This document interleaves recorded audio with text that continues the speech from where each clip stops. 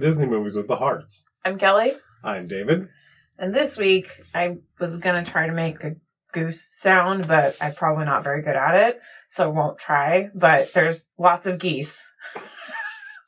Is that the name of the movie? No, it's called Those Calloways, who are not geese, but... They're those Calloways. Not the ones you know, but the other ones. Those Calloways. The cookie ones, the crazy ones. From 1964? Mm-hmm. Yeah. An outstanding saga begins. The geese, they're here! Those Calloways, a rugged backwoods family, devoted to each other and to an impossible dream. That's it. So what did you think about this movie, Kelly? So, it was definitely not what I was expecting. Not at all. No. Family geese sanctuary, lots of crazy character stuff. I had some very strong emotional reactions to a number of scenes that I don't think I was prepared for before watching the movie mentally. I found this movie to be highly enjoyable. Yeah, like... And I didn't expect it, or nor was I even rooting for it to be good. But man, it sure won me over. And it didn't even take that long. No, I mean, I do think there were opportunities where the beginning part could have been shortened a little bit. A little bit. But that it wouldn't be a 60s, 70s live action movie if it wasn't had scenes that went on a little bit too long. And the funny thing is that the opening credits give away things that you find out way later in the movie if you just pay attention. What do you mean? Him dripping out the empty bottle. Oh. And then coming home to Ma and her being like, it's all good. We weren't connecting the dots that he's an alkie. I know. But of course he was, and they were telling us that from the very beginning. Oh, you mean they were doing their job and foreshadowing? Yeah, but without really doing it, without hitting you over the head, just kind of showing you. Well, and that's some of the conflict. I was a little confused, and we'll get into the scenes, but at the beginning when there was some sort of something between the two of them, and I was like, what's her problem? But she ended up being one of my favorite characters in the movie. Oh, you think? Liddy? Yeah. She was a tough character. Yeah, I literally got not even just misty. Like, I was crying in 2 different scenes. Oh, wow. I didn't do any crying, but I found this movie to be funny in a lot of places and kind of complex, which was interesting for a movie like this. Yeah, complex. That's it had animals. It had hunting. It had a dog. It had a wacky animal scene. A couple of them, yeah. It had relationship building, had romance, it had guns, it had animals, it had nature. It did kind of have a little something for everybody. Yeah. It's definitely more on the serious side, though, overall. It was, but it didn't feel heavy. No, well... Even though it was really long, which I didn't really mind. It was a little long, but it wasn't long in, like... Pirates long. It actually, things happened. A lot happened. Yeah. Way more than you would ever expect happens during this movie. Yeah. So, I mean, yeah, initially I think my biggest initial thought, other than not being emotionally prepared for some of the stuff in the movie, the range of plots that Disney has in these live action movies, it keeps surprising me. This is a goose sanctuary building family. I don't know. It just... Yeah, from a guy who's a half Indian, half white guy-ish kind of thing. Oh my god. And they give you a warning at the beginning of the movie about... Yeah, and... There was one line in the movie that was... Yeah, maybe 1.5. Questionable. Yeah, that was kind of questionable, but I didn't... Yeah. There weren't really any cultural depictions that... Yeah, it was just, I don't know. Maybe I missed it. Maybe, I don't know. Initially, I thought it was going to be... At the beginning, I thought, maybe they're going to make fun of Canadians or something. No, I really thought that they were going to go hard on Indians, but it really just turned out to be kind of a nothing. Yeah, so the fact that had a warning, but... And obviously that's why they kept it in, and they just put a warning up, because there was really not a lot there. But other movies we've watched didn't have, that were way worse. Yeah, that is true. There was no warning before Dumbo. Or before Squanto. No, there was a warning for Dumbo. Or Squanto was not on Disney Plus. Oh, and Tonka wasn't on Disney Plus. So maybe that's why. Maybe they're trying to stay away from that because it's too racist. That actually makes a lot of sense as to why they don't have those on there. Okay. Oh, interesting. But let me read the synopsis really quick. Do it. Okay. Those Calloways from this says 1965. Why did I say 1964? That's what I have too, but who knows? That's weird.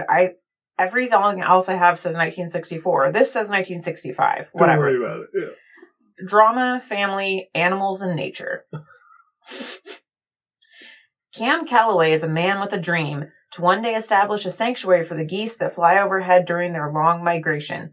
Unfortunately, Cam lacks the money to buy the necessary property until his son Buck embarks on a project that will guarantee success, unaware that greedy hunters are manipulating the Calloway family for their own selfish gains. Okay, that's basic. Does Buck really embark on a project? I mean, he does. Bucky goes out and he does the thing. He does all the trapping and the spooky. But that has nothing to do with the geese, though. Valley. Well, I mean, I think everybody knew that his dad was going to take their money and buy that piece of property. Yeah. I mean, it was going to happen. He wasn't really too shy about it. The director is our best friend. Yeah, our buddy Norman Tokar, who did Candleshoe and does Cat from Outer Space and Ample Dumpling Gang and Ugly Dachshund. And Savage Sam. So we know that there's a bunch of movies that this guy makes that we're probably going to like. Well, yeah, because we're 2 for 2 at this point. Yeah. Because I saw Candleshoe and I was, it makes sense. And not just 2 for 2, but like 2 for 2 for movies that are far apart from each other. Far apart in theme? Yeah. Oh, yeah, don't 100%. But they're not alike at all. But they both still had a lot of heart in them, though. Well, they did, but they were just well made. Yeah, and hilarious. Yeah, I know that he did a lot of other movies too, but he definitely did a lot of Disney. Yeah, movies. He did for sure, and TV shows and all that kind of stuff. And I was really happy because I recognized the main actor, Dan, and he's the dad in the original Parent Trap. See, I didn't recognize it, but I saw him at the end. I was like, oh, yeah, that is that guy. No, that's immediately I recognized him because that's where I know him from, is from Parent Trap. And he was superb in this movie, and he was superb in that movie from what I remember. Everybody, for the most part, was superb in this movie. Yeah. Vera Miles, Liddy. So I don't really know her, but she's clearly done a lot of movies. She's very well known. Well, yeah, she was in a big John Wayne movie, The Man Who Shot Liberty Valance, and she was in Psycho. Yeah, which I've actually never seen. Yeah, well, I have. It's a good movie, and she was incredible. Yeah, she really displayed a lot of range. What's on the top side of your mind is buying a lake so's ever Tom, Dick, and Harry Goose from Canada can set himself down on it. So for the first scene, I didn't really like her, but then very quickly, I was in my head, I was like, why is this complaining about everything? And then when you kind of caught her sarcastic kind of tone, and then she really liked to f*** with everybody, which was really cool. But you start to see essentially just, and it all kind of came full circle in one of my favorite scenes in the movie that we'll get to, and I really liked her character a lot. Yeah. Oh, and then it had your Ed Wynn again. Yeah, he was great. He was hilarious. All of his scenes in this were really funny. He was one of the better side characters, that's for sure. And Brandon DeWild as Bucky. So I don't know who. And it looks like he was mostly a child actor because he died not very long after this in a car accident. Jesus, that's sad. Yeah. But also, I couldn't figure out who Tom Skerritt was playing until I read the credits. He was the young... He was Whit. I didn't recognize him in the movie. Yeah, it was tough. I mean, who's going to recognize him without a mustache? That's true. But it's weird. He didn't really look like him. And then Linda Evans is Birdie. And she's got to be like one of the most famous ladies from back in the day that there ever was. Bridie. Oh yeah, Bridie. I kept calling her Birdie too. Yeah, I think most of my notes say Birdie because you can't spell Bridie correctly when you're writing it down because it doesn't make sense. Well, Bridie. No, I know it. Yeah. It doesn't make sense to your head because it's not a real word. Yeah, I know. So my Bridie. I kept calling her Birdie also in my head, but and she was really good with her small part. She really made it work. She was, yeah. No, God, they all were really, really good. I mean, even though Bucky was annoying, and it's because he was really stupid in parts of the movie. God, he was really, really stupid. And so that was frustrating. But he still did a really good job. Yeah. But he was really stupid. Correct, sir. A number of parts that were very upsetting. He was stupid and it was his fault. And there were literally no trivia facts. I couldn't find anything. There was 3, but they weren't really trivia facts. They were stupid, and so I didn't write. The only thing I put down is it's based on the novel Swiftwater. Well, I mean, of course, it's based on a novel, which I do want to start like a list of the books, and I kind of want to read some of them. You know, I don't want to read any of them because I've already seen the movie, but I get it. I get where you're coming from. Like, yeah, no, I meant for our listeners, we could have the At the Disney Movies with the Hearts reading book club. Who wants to read a bunch of old books? Nobody. A lot of people. A lot of people, Bob. Shut up. I guess we should get into this wackadoodle plot. Yeah, we're gonna have to keep this one moving because there's a lot to it. But the thing is that it's not a lot of stupid stuff. It's like a lot of, oh my god, that part was amazing. No, I know, but that's why we're gonna have to keep it moving because there's 2 hours and 11 minutes of that, and we don't want this podcast to be 2 hours and 11 minutes long. I mean, or do we? No, we don't. Okay, so the movie opens. Inappropriate cultural depictions. We already talked about that. There's just a lot of shots of geese flying everywhere. And like I said in the beginning, the random shot of the dad kind of dumping out his empty whiskey bottle and walking back home. Yeah, clearly he's been out trapping or whatever. Well, he wasn't out trapping, he was out drinking. Yeah. Because it was summertime. And at first I thought, like, was he cheating on her, like, with some Indian lady or something? Is that what the deal was? But it wasn't, clearly not that. It was just about drinking. Yeah, he was just getting wasted. But then, at the beginning of the movie, I didn't realize that the bear was their pet. That was in the trash, and she's, like, shooing him off. I'm like, damn, lady. Get out of here! She's just hitting him with a broom. Yeah. No big deal. And so it basically goes through all these different characters. Oh, the geese. Everyone is super into the geese.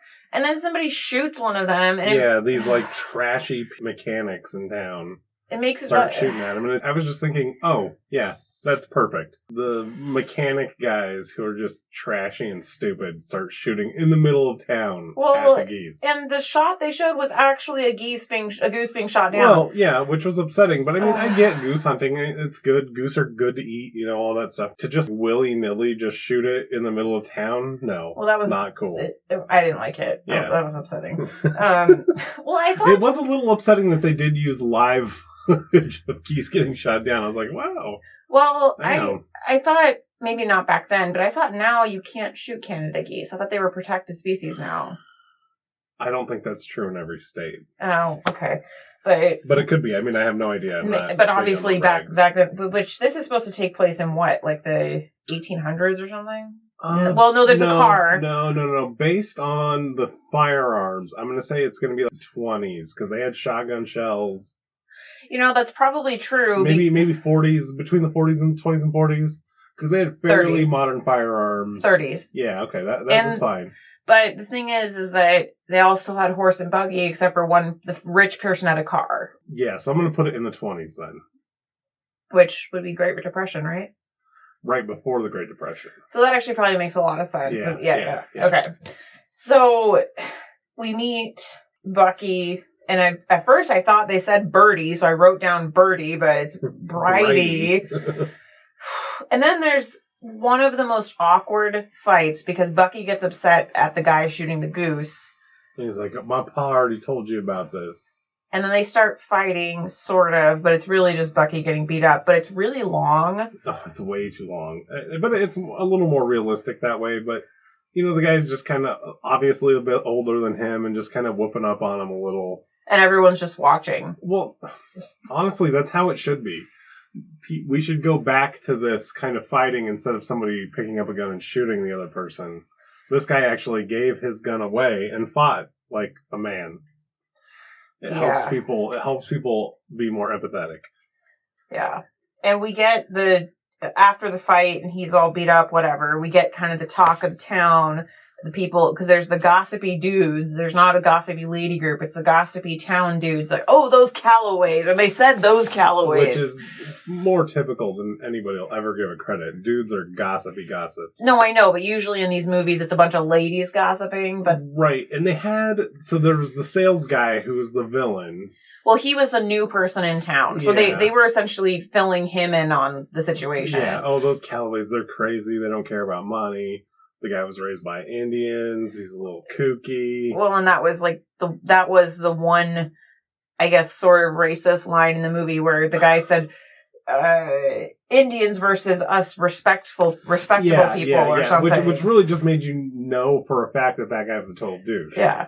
It actually kind of worked as, hey, don't like this guy. He's terrible. Well, and if you saw... Because that was the banker cunt. Yeah, if you saw a couple of the other dudes were like, they didn't like it either. Exactly. And I completely forgot about this. One of them just has a wild cat. like some kind of bobcat or something. On a leash. On a chain. Yeah, and he's like, they're better than guard dogs. Yeah, that was wildly funny, just as an aside. I definitely was pleased with the amount of animals that were used in this movie. It really brought it back to Swiss Family times. And this is and after the watch cat, that's where our buddy, the old man, goes off on the goose recipe about pouring all this booze in there and then throwing away the goose and eating the gravy. Well, and he's deaf. That's his whole thing. Deaf-ish, and it's the guy who he was the Edwin guy. He was in, people know his voice from Alice in Wonderland, but was in... From podcast fame, he was the guy in the best scene in That Darn Cat, the jeweler. Yeah. But he's a wacky, kooky guy. Everybody knows this guy. But so that's what he played in this, but he was deaf. And he's talking about, I met a girl, and I wonder what that was later on. But, that was later? Yeah, okay. And he's just a scene-stealing... He's great. He's really good. Yeah. And so then we meet Papa Calloway, Cam, and Buck, and this is where I first noticed that this movie was filmed clearly two different places in parts of the movie because the people did not match the background. Oh no, yeah, they only filmed the geese in Vermont. Everything else was all on soundstage in L.A. Yeah, and so Cam is telling Bucky that he wants to buy the lake for the geese sanctuary, but he needs $1,100 to do it and all this other nonsense. And the kid is just kind of like, okay, whatever. I don't get it, but okay. Yeah. He's more concerned about trapping. So we go back to their house and we see that they have like a pet dog, a pet bear, a pet crow, which the pet crow I am super jealous of. That is cool as hell. Yeah, people do keep them as pets. But yeah, so the bear's their pet, and it's a cub at this point. It's still pretty little, so I don't really know. And its name is Keg, which is, how great is a name for a bear? Keg. Yeah, little black bear, Keg. Hey, look, Pa. It's Keg. He wants to wrestle. Come on, Keg. Let's see how tough you really are. I got you. Pa tells Ma that he wants to take Bucky out for a full season of trapping together because it's going to be a banner year of trapping. Oh, yeah, and he has the secret spot he wants to go and all and this. And she's like, whatever, I'm going to be all alone.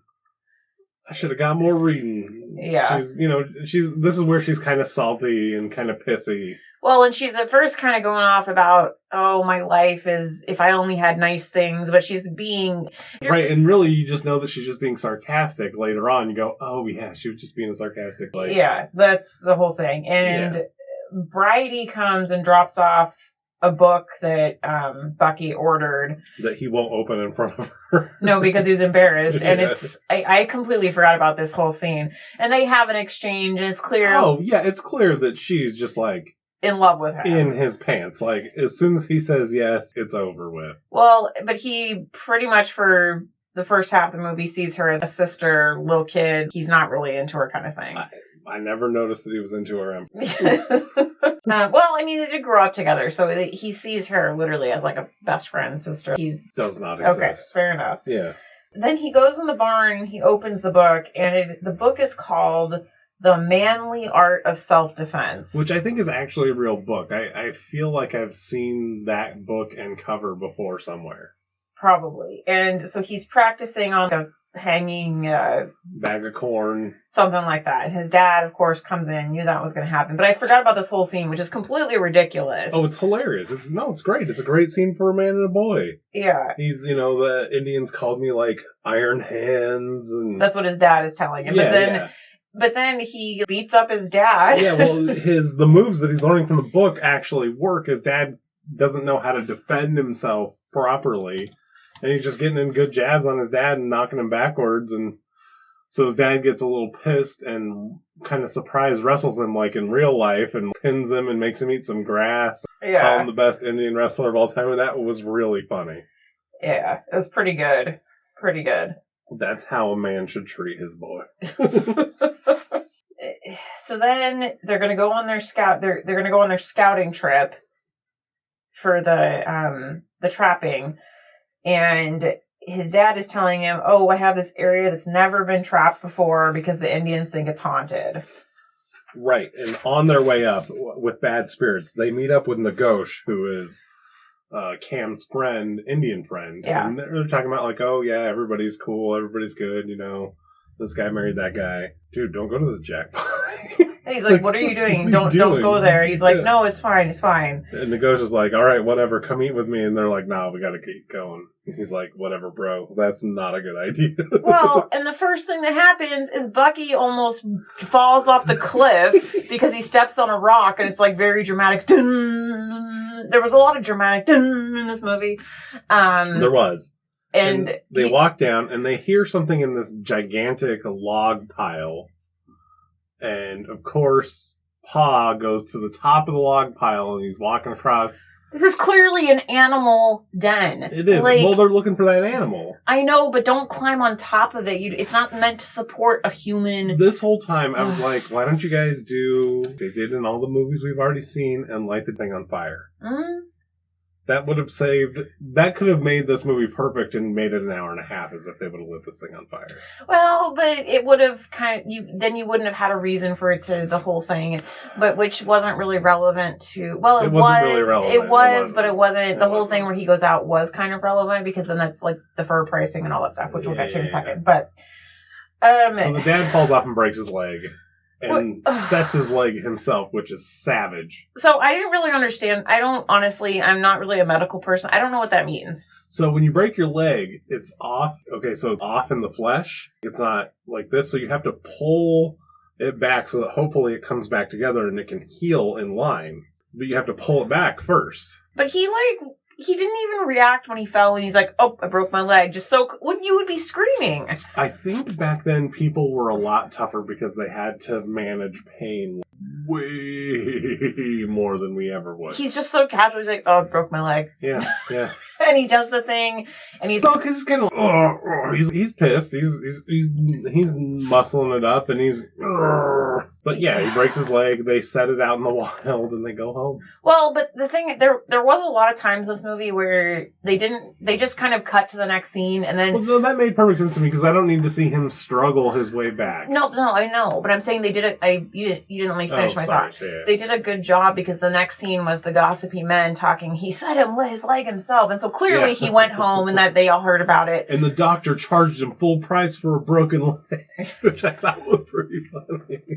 And because they put him in an old-timey cast where it's a wood cage kind of situation, and I really wanted to get a closer look at that, and obviously we never did, but I really wanted a close look at that old-timey cast. And Crazy Ed can't hear anything. They're still going on about that. And at the end he's like, did y'all hear he said his legs? Yeah. And we get more of the capitalist guy, and that's what I called him the whole time. I know he has a name, but... Fletcher? Is that his name? The stranger, right? Yeah, and we get more of a pitch from him about turning this into a hunter's paradise, and I think the other guy's name is Art. Alf. Alf was not having it the whole time. Alf is kind of the hero, in a way, of this movie. Well, because he was pushing back on that guy the whole time. Hey, no. Yeah. We're not doing that. And other people can be like, oh, no. But Alf's like, no. You. Yeah, no, he's the best friend of the Calloways, and he's also the town gossip, which is a little unfortunate. Yeah, and I don't know exactly what his job is in the town or whatever, but he's a great character. He does a good job. Yeah, absolutely. So Buck's gonna go do all the trapping, and his dad is like, "Hey, don't go down there." Yeah, all of a sudden, Dad is super superstitious, and Bucky's like, "I'm going. It's my choice." And he's, you know what? You're right, boy. Well, and then and it was a good scene. It was a little longer than that, but it was a good scene of, all right. And that's where the guy that plays Cam is so good. Yeah, he's really good. Yeah. Well, and then also I thought it was funny. Okay, so the mom, her name is Lydia, right? Liddy is what they call her most of the time. She's what? What is it? What is it? Yeah. What's up in there? What's in the Jack Pine Valley? She is unapologetic. See, okay, here once again, an unapologetically strong woman. Well, see, I was thinking that, and we'll get to no. It plays out. It plays out all the way through. Yeah. There is no place where she's not. No, that's not what I mean. I'm saying that this takes place back in the 20s, 30s, whatever, and she's definitely a very strong character. She's ride or die with her family, and she's strong. Tell me what's wrong with that. Yeah, so she's. And I couldn't quite figure it out, but just a side note, she looks like there's a young actress, it's like a modern actress today. Her name is like Jenna something or I don't know. I can't, I'll have to look her up. But she looks like this lady. You know what's funny about that is that this lady also has the old-timey Hollywood accent, you know, that really exaggerated, crazy accent. And I feel like the people that have that accent kind of are classic-looking people. I gotta look. I have to. Okay, hold on just a second. Yeah, no problem. I'll refill my drink right now. I wish I could remember the name of that accent, and I wish it would come back. Oh yeah, her name is Jenna. I don't think that she's related to her, but Jenna Malone. There's something about their face. Show me the lady that you're talking about. So she was in Donnie Darko. She was the young girl that Donnie was into in Donnie Darko. Okay, yeah. There's just something about her face. Yeah. It's weird. Maybe that one's more. Actually, that one is perfect. It was tripping me out the whole movie, and I was like, maybe they're related. I don't think they are, but they really do look similar. It was crazy. And she was definitely way hotter than a backwoods mom should ever be. Well, and there was kind of this whole thing through the movie where it was really sweet. Their relationship was really... Oh, it was great. Where she was, if I had more sense and I wouldn't be with you. That was such a great part. Well, that's later, but it was just, there's a lot of those, her being sarcastic about her lot in life and why he's amazing. But she loves it. And she loves it, yeah. But she's just, I mean, what a great character. Yeah. So Bucky is, because I wrote this. She looks like someone's mom. Nice. And they have their dog Sounder. Oh. Right, and this is where we get the dog versus all the critters of the forest for 45 minutes. It was Nikki. Basically Nikki Wild Dog. But it was so cute. But then it was really upsetting because the dog chases it down to the water. Oh my god, the dog's gonna fall in the water. Yeah, and so they do this dog animal abuse torture porn scene of throwing the dog in the frozen pond. And I thought it was gonna be really dramatic and Bucky was gonna have to come chase and get him out. No, he got out. But he just got out and went and found Bucky. And it was really, like, that whole scene could have been cut out, but I'm kind of glad they didn't because it was really funny. I really could have done without the water part. That was upsetting. The water part was unnecessary and stupid, and it was very upsetting. Made me upset. But the Tim chasing the marmot, like, that was really cute. Yeah, of course. Yeah, all that part was fine, but him getting stuck in the water, don't throw that dog in the water. And he just runs, and Bucky is all none the wiser. Just why? Well, he had to have known his dog's all wet. Yeah, and so there's a bunch of stuff happens. They're out in the wilderness, but then his entire trap line gets robbed. Again, Nikki. Yeah, exactly. Nikki Wild Dog of the North. And at first he thinks it's some kind of cat, but then he realizes it's a wolverine. Which is the scariest animal in North America. Yeah, and so, let's go trap it. You got it. You got to go kill it. You have to. So this whole scene was upsetting to me. Yes. Because... So the dog, it's that same wood pile where his dad broke his leg, and he starts... So this is where they should have gone Nikki Wild Dog in the North and lit it on fire. Yeah, but no. So he ties up Sounder to out of the side of the thing not very well, and it goes up and starts climbing into the den. And I'm well, like... he climbs up to where his dad broke his leg and then down into the den. And I'm like, there's probably more than one of them. And there was. No. Was there? There was 2. Oh, I didn't get that. No, I'm pretty sure there was 2. They're not couple creatures. No? They're solitary. They only, like, on the periphery of their range. The way that it was played out made it seem like there was 2. No, there's just one. But, so he gets in there, and then Sounder breaks free and gets in there, and is fighting with the Wolverine, and it's really upsetting, and I thought the dog was going to get hurt. The dog does get hurt because Bucky is stupid, moves, and a log falls and crushes the dog. Yeah, it crushes the back of the dog. It crushes him. He falls in the wood pile. And then the Wolverine starts attacking him. Oh my god. And he's like rolling around with this gigantic Wolverine. He gets his axe finally and chops up the Wolverine and frees the dog, who then has one little bandage on his front paw, even though the log landed on its back. That and scene... I wrote down that the dog died. Oh, Bucky killed the dog because he's an... Well, yeah, because that scene, when the log fell on the dog, I was literally, oh. Yeah, that was highly upset. I was not... That's where I was upset. That was really... Okay. But the dog was fine. He had one bandage. It was Chief falling off the thing and Fox and the Hound. Oh, you got hit by a train, but you just have a broken leg. Whatever. Yeah, exactly. But the dog's fine. But it was another scene where they didn't go through this whole thing. They just cut back because they were like, oh, that Wolverine pelt is blah, blah, blah. Yeah, and the crow could not leave the Wolverine pelt alone. It was... Oh man. But I thought that was part of the reason this movie was so effective, is it didn't waste time with expository, him slogging home scenes. It just didn't waste our time with any of that stuff. It would cut back, right back to move the story along. Even though it was a long story, they cut it, they moved quickly. Yeah. And he gets hella pelts. Oh, yeah. It pays off for him to go trap up there. Well, it should. Not this year, but probably next year. And so many pelts. And then this part was so cute. They're taking all of these, the little white... it was a ermine. Ermine, which apparently is super, valuable or whatever. And they're going to make a cloak for their mom. A cape. A cape, excuse me.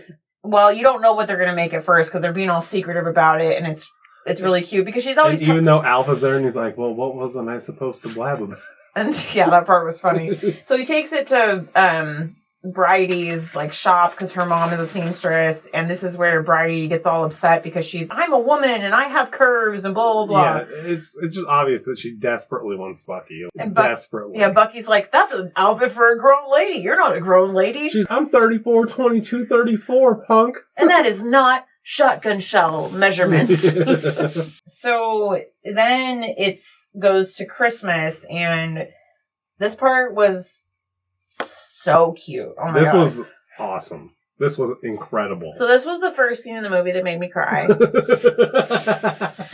was just so sweet because the mom was... It was so funny. She was so good at this part. They're like, oh, we want you to open this. And she's like, oh, no. And she goes through this whole thing, and then finally she's going to open it, but she takes forever. And she's like, oh, maybe it's the Dutchware that I've been always wanting. Or maybe it's towelry. Oh, yeah, they're a comforter. Yeah. And she's just torturing the boys about opening it, and it's hilarious. Well, and she does open it, and she gets all emotional, which made me emotional. Well, yeah, she gets this really... when they were saying cape, I thought it would be longer. No. It's but it was really cool. It's a bolero, I think is what they're called, a short cape thing. It's something that would look like it would actually keep you warm. Yeah. Yeah. So their friends come over with Bridie and Bridie's parents, and then And Bridie's parents obviously is the one that did it. Well, yeah, because it's her mom that's the seamstress, and she was, oh, you knew, and blah, blah, and just how happy she was. It was so cute. It was so cute. And you could tell, obviously, they ran away to girl jargon right after that. And then they did the pouring of the drinks. Oh, yeah, and Cam was like, no, I'll have mine straight, too. He's clearly grown up somehow as an old man at this point. And is like, nah, I'm not going to be a drunk bastard, because everybody was nervous about him pulling out the liquor. Well, and that's where you realized he was an alcoholic. Exactly, and the whole thing at the beginning was snapped into focus immediately. Yeah, and so he doesn't drink, and then of course Bridie comes out in her dress and she looks bomb. I just can't believe it. Bridie, you are... I hope that means something nice, Nagash. Why, that means that you're the prettiest flower in the whole pine forest. Thank you. Well, immediately... She's like thebomb.com, and Bucky fills up immediately. Well, he does. His brain stops working, and he can't move around. Okay, oh yeah, I was like, OMG, so cute. Oh my god, she's so slow, and OMG. And then I was like, wait, his dad's an alcoholic? So they start singing, and it's Cute Christmas. And then we get Bucky in the mirror doing his hair super right, going to see Bridie, but then he sees Bridie and Whit dancing in the window. Well, yeah. And his parents are doing a hilarious thing before he leaves of like, oh, you're not going to see Bridie, are you? Yeah. Well, and that leads into also simultaneously they're having another really good scene where it's them, and that's where she's like, I didn't have any sense. And he's like, oh, I'm glad you didn't have any sense. Well, you know, like just how much they love each other. You had this look between your eyes that said that you knew something you didn't know, but I found out right away that you didn't know anything. And he's like, of course I didn't know anything. And she's like, well, then it's like, yeah, it was really cute. Hilarious. It was really good. And that's the thing, is that those scenes with those two are incredible. They're really good. And so, yeah, he sees Bridie dancing with a dude, which it's not what it looks like, but he just, leaves. Yeah, he is. And Bucky is the worst. Well, it's the typical scene in all these movies where the dude sees the chick doing something, or one person sees the person they're interested in doing something, but it's not what is actually going on. And rather than going in there and finding out like a man, he just turns tail. It's so stupid. And then he's all mean to the dog when he's back hitting the sack of corn. And you can tell when he's hitting the sack of corn this time, like he's hitting it with power and good moves, and he breaks it open. Yeah. And then, oh boy. Well, this is where everything kind of changes because the fur pricing is not good. So they come home after this whole thing where they basically thought they were going to get all this money for all these furs, but I thought they were going to get like $1,800 for their furs. And they got like $450. Because something happened with the fur market. Yeah, it was too good that year, so the fur market collapsed. And back in those days, all that kind of stuff could happen. It can happen now even. Yeah. So Cam's drunk. And then he tells that he put the money they did get as a down payment on the lake for the goose sanctuary. But meanwhile, they owe money on their loan on their current where they live. Yeah, they owe $400 on that. And Ma's just irate. Yeah. And she goes and closes the curtains. Pa puts the bottle back instead of getting drunker. Yeah. And then we just come up to them outside cleaning up. And Keg wakes up. Yeah, so they let him out, and he is a full-grown bear. So Ma chases him away with a broom, and I'm like, Jesus Christ, lady. And she beats the hell out of this bear with a broom. It's funny. Yeah.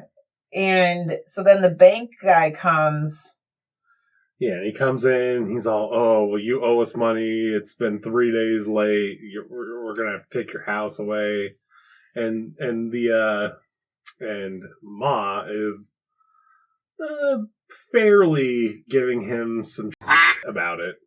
Yeah, well, she's just pointing out, dude, you're being a dick right now. Yeah. And he's like, well, I won't have any of that female back talk. And Pa is not having that. No, he's like, if you want to leave standing up, you better apologize. If you want to leave walking. You better apologize to Mrs. Calloway. Apologize to Mrs. Calloway right now. And that's where it's like, okay, this is the best guy ever. Yeah, no, because I literally wrote, get him, Mr. Calloway. But then we get another amazing scene between the two of them where she essentially is, yeah, you know what? You're going to build us a better cabin. Yeah, she's like, what about the 30 acres you just got? You and our son can go build us a better place than we live in right now. What are you talking about? Stop being a... Yeah. Like, go get it done.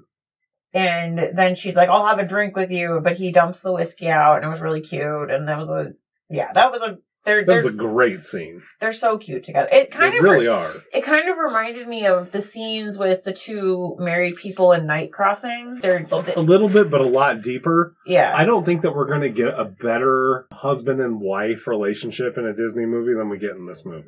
No, they're so perfect for each other. They're perfect, and they're kind of complex and kind of weird and sarcastic, and they're real people. Yeah, it feels super real, and I don't think we're going to get that again. No. And why did I write? Oh, that's because they're out at their new place and they're building the cabin or whatever, and then douchebag Del Frazier shows up. Well, and Sounder starts barking because all I wrote was "Good boy, Sounder," and I don't know why. Well, yeah, because Sounder knows that this guy's a bad guy. And I really felt right here that Mother also thought that he was a bad guy, and she just didn't say anything. Yeah. Because this guy basically is coming out and like being, oh, we're going to give you free money for your sanctuary. No questions asked. I don't even know who you are. Well, it's okay. I keep comparing it to other movies, but it keeps pulling from other movies. Like on The Monkey's Uncle, when they're like, oh, we're going to give you this money to do these tests. The grant, Yeah. Like, it's the same type of thing. Like, it doesn't make any sense. And so, don't do it, Cam. Don't take his money. It's dirty money. So, of course, they take it because they're planting all the corn, and Ma's real upset because he hasn't built a house yet, as she should be upset. Right. As soon as they got the corn, they stopped building a house. So she has a half-built house and a whole bunch of corn that they're poking holes and planting. Yeah. She's, what the hell? But then the whole town shows up, and they're singing some jingle about, we're going to raise a cabin today, and blah, blah, blah. And by night, we'll have the roof on.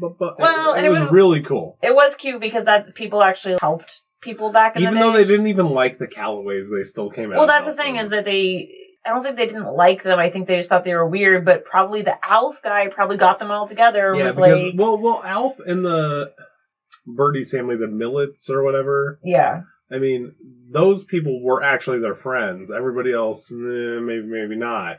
And there was a really funny thing where they're putting the cabin together, and Cam slaps Ma's butt with a saw. You laughed heartily at that. Because it's hilarious. Because it probably happened to you. It's hilarious. So then it's evening, and I'm just... Oh, that is hilarious, especially for the time.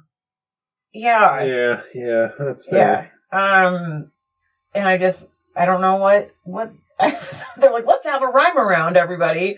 Yeah, and the rhyme around is like kind of people talking a little bit of to each other in the middle of the circle, but not really, like in a good-hearted way. And then a couple people go up, and eventually somebody tells Bucky to come up, and he's like, hey, go outside with Bridie and go get it in, and we'll build you guys a second cabin. And instead, we get Bucky acting like a punk. No, you mean acting like a rapey idiot? Well, a punk first, and then a grabby, rapey idiot. He's being all mopey, and so she confronts him, and she's like, what's your deal? And so he says, I saw you dancing with him, and give me a dance lesson. It's the best thing you do. Yeah, and then he grabs her and kisses her forcefully. Whoa. Bridie tells him, I only want you. There's no other person I ever will want before or after right now. Yeah, but then she's upset because he was being a douche. And all he had to do was run after her and kind of apologize for being a douchebag, and she would have been fine. But she was, I guess I don't know you that well anymore, bye. Yeah, because you're crazy. Then money comes to town at this point. Yeah, rich people coming to town. Well, it's the people that funded the corn, and so and I don't remember the guy's name, and I apologize to everybody because I couldn't figure it out even looking back through who the rich guy's name was. It doesn't really matter. No. But they bring this like big, fancy, mechanized duck blind, which made me think again that it's probably the 20s. Yeah. Or the 30s. Right in there, yeah. And there's a second fight with Cam and Whit. And so he's going to kick the guy's butt because he's been practicing with his manly book of manliness. Bucky Whit 2 is... And it's still equally as awkward. No. This is way better. Well, it's better, because Bucky just whoops. It's not even a struggle. Every single move that Whitaker makes, Bucky just busts his jaw every time with a perfect... cross, just boom, to the jaw.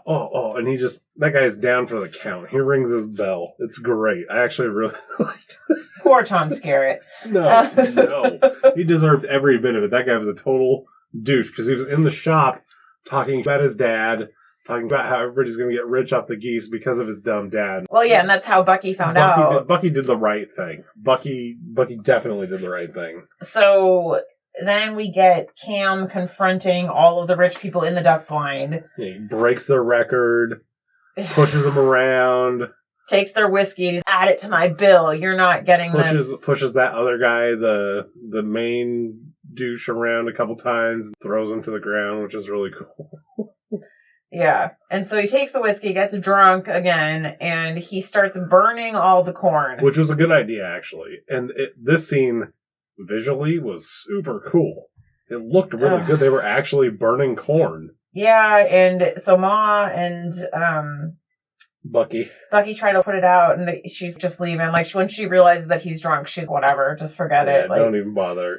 And so then the next day, Cam wakes up and hears them shooting then they show more shots of geese being shot down. I'm like, why? Well, first there's the crazy town hall meeting. Oh, that's right. Yeah, where Alf, is it Alf? I think so, yeah. You guys are crazy. These people are just trying to rip us off. Don't listen to them. And the banker cunt is like, oh no, we're all going to make a lot of money, blah, blah, blah, blah, blah, blah. And then the next morning, Cam hears them shooting from the blind. He goes over there, and Ma tells Bucky, hey, you need to go get your pa, because he's going to be over there. Yeah, and so Cam starts pulling their guns away, and he's struggling with the one guy, and he gets shot, which was not an accident, but whatever. No, not at all. That guy definitely pulled the trigger on purpose. Hey, what's the idea? Quit! So that was really messed up. And so Bucky, gets his dad, and he's gravely ill. I really thought he was going to die. I thought he was going to die too, and it was really upsetting. Yeah. And no, I don't need a moment. And there's another town meeting, and Alf is basically like telling them all like this, like. Oh yeah, he gives the best impassioned speech, and then he asks the guy how much time is left, and he's okay. For those of you who pray for Cam. For those of you who think about this for the next minute, and that is supremely effective. Yeah. This dude just knocks it out of the park. Yeah, and then there's just a bunch of scenes where you don't know if he's going to make it, and the doctor's, I can't tell you if he's going to make it. Yeah, the doctor's, I'll come back at 8 o'clock in the morning, I have to go home for now, it's 50-50, I don't know, Bucky, I'm sorry, I wish I could tell you better, but I can't. Well, and then, it's the next morning, and Ma's been in there all night, she's asleep on, his bed, and it's the next morning, and then, of course, he wakes up, and she gets all emotional, which made me emotional. It was pretty emotional. I mean, she was so happy that I told you I was never going to leave you. Ugh. It was heart-wrenching. It was terrible. And then Bucky comes in. He's all happy. He's like, hey, Bucky, go check out those geese with the gold. Yeah. Well, I mean, that's what, And for some reason, Alf is there. And Alf shows him, hey, the town unanimously signed that we're going to turn this into a sanctuary. Even the terrible banker Doan guy. Yeah. He's like, oh, I finally wore him down, and this is all a big success, and everything was good, and Bertie and Bucky are standing out by the lake watching the geese eat corn, and that's the end of the movie. Yeah. But no, I thought he was going to die. Oh, he probably should have died. No, I think it was perfect the way it ended. Yeah, fair enough. But, I mean, that was terrible. I really didn't like that he got shot. Why? Because it was really upsetting? Yeah, because I loved him. Cam was a fantastic character. Ugh. It was really upsetting. I really thought he was going to die. It was terrible. You're feeling better, Ocho. What was your favorite part, David? I think there's two scenes that are pretty obvious to me. But the build a new house cam is my favorite scene. That is great. Well, that's good. She really just hands his ass to him, and he takes it, and they do it. What was your other one? Christmas. Yeah. No, So I pretty much had the same thing. The Christmas gift scene was my favorite scene. It was so good. Amazing. Actually, I did write that one down first, but I decided I liked the other one a little bit better. But my second one was any of the scenes with the two of them. Yeah. They were magic. How in the hell is that even possible for Disney movies? And I've never even heard of this movie, and it's so good. I really did not like the dog abuse. Yeah, that was horrifying. Or the geese getting shot. But, like, the geese could get shot, whatever, but them showing the geese, literally they shot a goose, or just took some random footage of geese getting shot, and you can see it getting shot, and dying, and falling to the ground. It's terrible. Yeah. I did not like that part. Like, I don't care about people hunting. Like, I don't care. Ugh. Especially, like, towards the end when they were in the duck blind and they were just shooting. See, to me, that was more upsetting when they're just firing and firing. I don't like that. No, because you're not going to eat all those geese. Right. I don't mind seeing the goose get shot because it's part of hunting, but it's kind of, you need to have your limit. Yeah, no, that was upsetting. The dog falling in the ice and the dog getting hit by the log was also upsetting. The hit by the log really hurt my feelings. Yeah, I had an audible, because I thought the dog was going to die. Yeah, I really thought, I thought he was going to be paralyzed and he was going to have to put him down. It was just upsetting. This is not Old Yeller. Like, doesn't have to put the dog down. Okay, some music. I mean, there was the Rhyme Around song. And the song of them raising the barn, which were both fine. And it was well scored. It had a great cinematic score of instrumental music, which is fine. I liked that.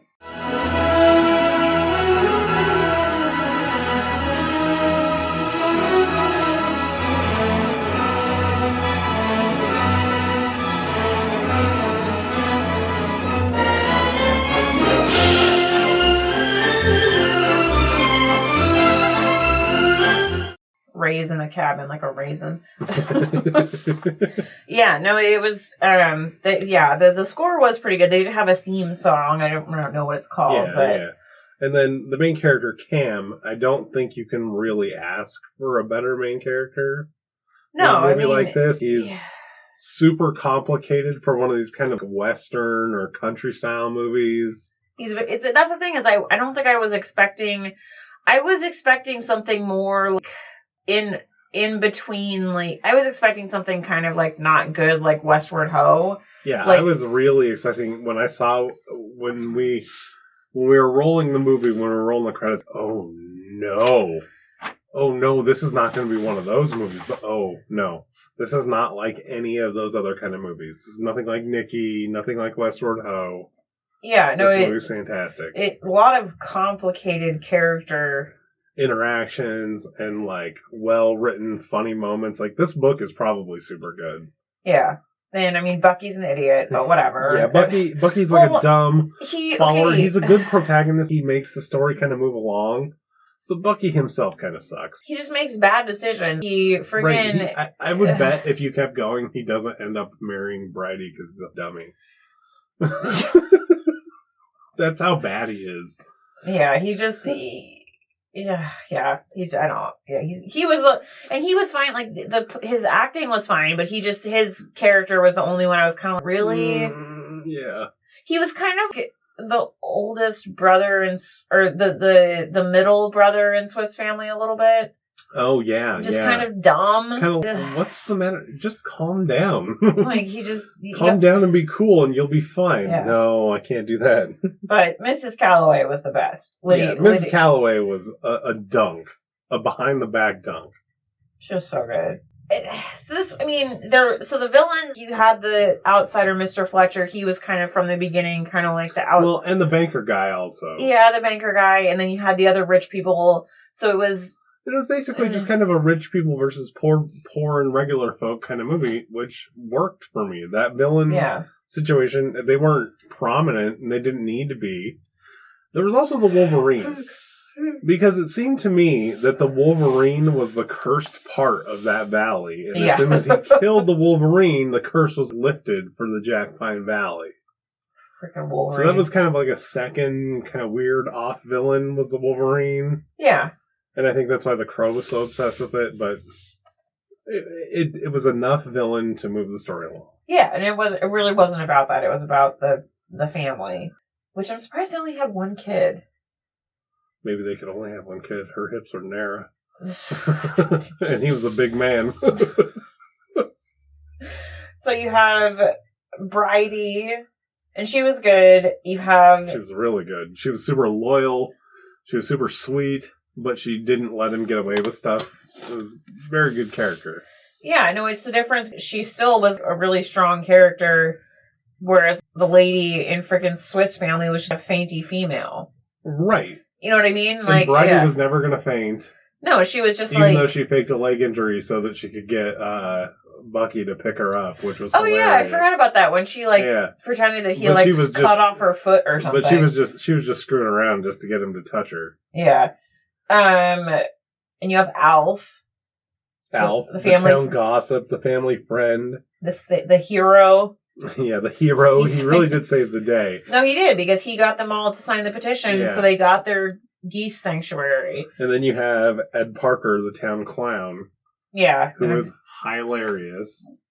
Yeah, no, he was really good. And then also you have Nagash, which I actually thought it was really cool they brought him back, and he was the one that donated the blood. Yeah, yeah. Which, back then, how you could tell blood types apart back then? I think that they had a way of mixing your blood and the other blood and seeing if it would clot up in the bowl or something like that. Yeah. But that part, that was a good little tie-in, and that wasn't the focus of the movie, but it was a good... And the doctor was like, well, you got Indian blood in you now, so it must count for something. Like, when he was fighting, he's like, well, you know, like, basically saying, like, Indians are fighters or whatever. Right, sure. Which, I guess that could be offensive too, but whatever. He was giving him a compliment. I don't know. Cinematography, it looked good. Well, did it though? I mean... okay, there were parts that were really bad. But they only really had that where it looked really bad at the very beginning, and then it didn't look bad anymore, so I don't know. The parts with the geese looked really good. The corn fire looked really cool. Yeah. I don't know why, but it just really looked cool. I thought it was fine. It was fine. It was, for the time, you know, it's typical for the time, but... What was your biggest surprise or disappointment, David? This movie's 50 times better than it ever had any right to be. I thought that that's not what you liked to put. I don't normally like to put that, but I mean, you're not... How could you possibly expect this movie from what you find out in the first 20 minutes? I don't know. It was crazy. Like, the whole movie was crazy. Yeah, that's what I mean. It just blows your mind. Wait, what? They made movies like this long ago? Yeah, no, it was a great movie. Like, it made you feel good. They got what they wanted. It was all complicated and complex with complicated characters. Yeah, it was good. And I was just really surprised that I had the emotional reactions that I did to the scenes, because fair enough. I happy cried when she got her Christmas present, like, because it was just so cute, and I was like, oh my god, I'm so happy for her. But then I was sad. I was emotional at the end when I thought he was going to die. And she was like, So what would you change about this movie if you remade it? Nothing. You wouldn't change anything? Nope. Even the long beginning is fine. I wouldn't change anything. I wouldn't remake it either. I would just shorten the beginning just a little bit. It's fine if you feel that way, but it's fine. It's fine if you feel that way. Yeah. I guess my only final thought is it does a little bit long, and I think that But it pulls you in. It drags you down with it. It does, but the beginning did feel a little bit long for me, and that's the only reason. Yeah, it gets a little down. But I was just like, okay, come on, move it along. Like that was the only thing I didn't like about the movie. Just the beginning felt a little bit long to me. Yeah. But it was but I couldn't find any information about budget or... Oh, yeah. No, there's no information about most of these older movies like this. Yeah. Yeah. What's your rating, Kelly? So, I gave this movie a 76%. Ooh. Because I really liked it. It's not amazing, blow your socks off. I mean, it's pretty good. It's very good, but it's not Wreck-It Ralph good or Beauty and the Beast good. Yeah, exactly. It's a good movie. It's a solid... Yeah, it's worth watching all the time. I enjoyed it. Like, I'm definitely pleasantly surprised. Just it was a feel good movie for sure. Absolutely. I gave it a 73. I'm right in the same line. I thought you were gonna, based on how you were talking about it, I thought you were gonna give it a higher than that. No, I feel the same way. Like, it was a little long. It's a great movie. It's not one of the best movies, but it's fantastic. But it is what it is. 73. Definitely watch it. What do you think the Rotten Tomatoes score was? And I'll tell you, there's no critic score like with most of these old movies, which makes no sense to me. I mean, I would hope that people would give it at least a 70%, but I'm going to guess that it probably got a 50%. You're close, 56. And based on what I kind of breezed through with the people, it was all just about all this racist stuff in this movie, which makes absolutely no sense. What was racist in this movie? Yeah, I'm not really sure. I mean, what, the Indian friend? I don't get it. Or they said the word Indian, or because at the very beginning the guy had that, like, they're more Indian than white people like us, so they're lesser. But that was That just made that guy seem worse, and nobody agreed with him other than himself. I don't get it. This is not a racist movie. This is a good movie. I don't think there was anything else. Or something about outdated reference. Just get over yourselves and watch the movie. It's not that. It's not anything like that. No, and like I was expecting something much worse, and it really, of all the movies we've watched, on the racism scale, this one is not that high. This is less than Squanto, which was made in 1995. Yeah, and like it just it said like outdated cultural depictions, but I don't. No, there wasn't. I don't know. Maybe we're completely wrong. If you've seen this movie and we're wrong, you can tell us. But even then, you better have a good reason why. Yeah, because it just wasn't, for having that warning at the front of the movie, like a trigger warning, it just wasn't, they should have a trigger warning for freaking animal abuse more than that. That was way more upsetting to me, but whatever, it's fine. All right, it's your favorite part of the movie, Kelly. Or the show, the movie. Well. So, today we have number 317, so we're moving it back a bit. Well, no, that's 317, that's pretty new, actually. That's not an actual thing. What do you mean that's not an actual thing? It's one of the ones that's been redded off. What was it, though? It would have been Trail of the Panda. Oh, yeah, that's like a documentary. Yeah, it's some kind of docuseries. Okay, so we still have a chance. A chance for what? I don't know, something. How about movie 300? I don't think the movie 300 is a Disney movie. It's not, but 300 is from 2007, directly after Underdog. Oh, no. Called The Game Plan.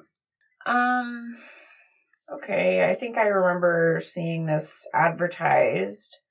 What do you think it's about, David? I have no idea. But you have to take a guess. That's how... I'm going to say this is like a basketball movie. No. So wait, let's go with like a football movie. Wait, no, hold on, keep the list up. But what was made after this? Like, what movies are around it? That's going to give you an idea of the era. Well, that's what I was saying. It was directly before Underdog and Ratatouille and Pirates of the Caribbean are the three movies before this. What's after it? Enchanted, National Treasure Book of Secrets, and College Road Trip. God, I wish it was Enchanted. Enchanted is so good. It is. I'm sorry. See, and based on those 6 movies being in between it could be anything. I mean, when you throw College Road Trip into the mix, it could be literally anything. I think that it's going to be closer to College Road Trip. If I remember, I think this has The Rock in it. Oh, no. Maybe. And it's like a babysitting thing, or like there's like a little kid. I don't remember though. I could be 100% wrong and not remember really anything about the movie. But I remember it being advertised. I might be thinking of a completely different movie though. Yeah, it could be a completely different movie. Or is that one, The Pacifier? It's probably that movie. So I actually don't really know what this movie's about. Yeah, okay, so you're saying a football movie? I'm going to say a football movie about people who can't play football and they come up with some perfect game plan and things work out. So I don't think it has anything to do with sports. Okay. I'm going to guess it's like... I mean, it would be cool if it was like a heist movie. That would be cool. But I don't think Disney does heist movies. What are you talking about? What was Emo and the Detective? Oh, well... But maybe... maybe there's like a super nerdy kid and he has to partner with like a popular kid. They're like, okay, we're going to switch places. Oh my God. Okay, fair enough. Something like that. Then what's the game plan? Well, no, I'm just kidding. Yeah, that's fine. I don't know. So, all that being said, if you want to follow us on social media, at the Disney Movies with the Hearts on Instagram, Facebook, that's pretty much it. If you want to send us an email, at thedisneymovies@gmail.com. Visit our website, at the Disney Movies. Check out the list if you want to see all these rando numbers and all the movies that we're actually about to see, if you're interested in all that. Please share with a friend, leave us a review, rating on all your favorite pod things. Yeah, whatever you listen to this on, if you do listen to it. If you're listening to this, you do listen to it. Hello? Hi. Are you there? Can you hear me now? Are you there, God? It's me, Margaret. I don't want to know anything about that. It's a book. No, that's what I'm trying to say. So in the meantime, I'm David. I'm Kelly. And this has been At the Disney Movies with the Hearts. Bye!